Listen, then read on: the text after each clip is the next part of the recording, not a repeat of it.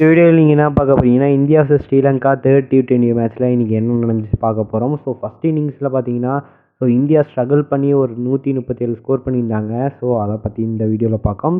So ஆரம்பத்திலே playing லெவனில் நிறைய சேஞ்சஸ் பண்ணியிருந்தாங்க. ரிஷப் பண்ட் அவுட், ஹர்திக் பாண்டியா வெளியே போயிருந்தார், ஹர்தீப் சிங் வெளியே போயிருந்தார். இன்றைக்கி மேட்ச்சில் கையில் வாஷிங்டன் சுந்தர், சிவன் துபே இவங்களுக்குலாம் சான்ஸ் கிடைச்சது. ஸோ அவங்களும் ஓரளவுக்கு வந்திருந்தாங்க, ஓரளவுக்கு தான் பர்ஃபார்ம் பண்ணியிருந்தாங்க. வாஷிங்டன் சுந்தர் நல்ல இம்பாக்ட் கொடுத்துருந்தார் பேட்டிங்கில். ஸோ பவுலிங்லேயும் அவர் இம்பார்ட்டன்ஸாக காமிச்சிருந்தார் தான் சொல்லுவேன்.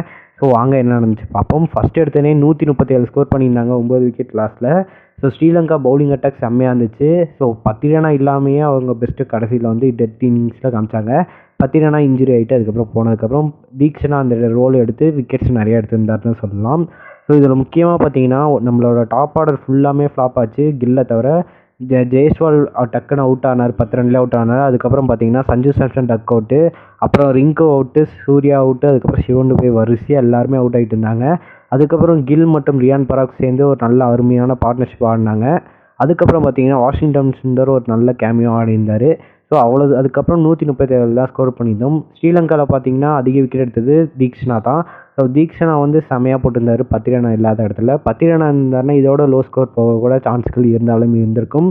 ஸோ அவர் இல்லாதனால தான் இந்த ஸ்கோரே வந்துட்டு இன்னும் கொஞ்சம் அதிகமாகிடுச்சு அப்படின்னு தான் சொல்லுவேன். ஸோ இப்போ வந்து வாஷிங்டன் சுந்தருக்கு இனிமேல் வர ஓடிஐ சீரிஸ்க்கு சான்ஸ் கொடுத்தா செமையாக இருக்கும்.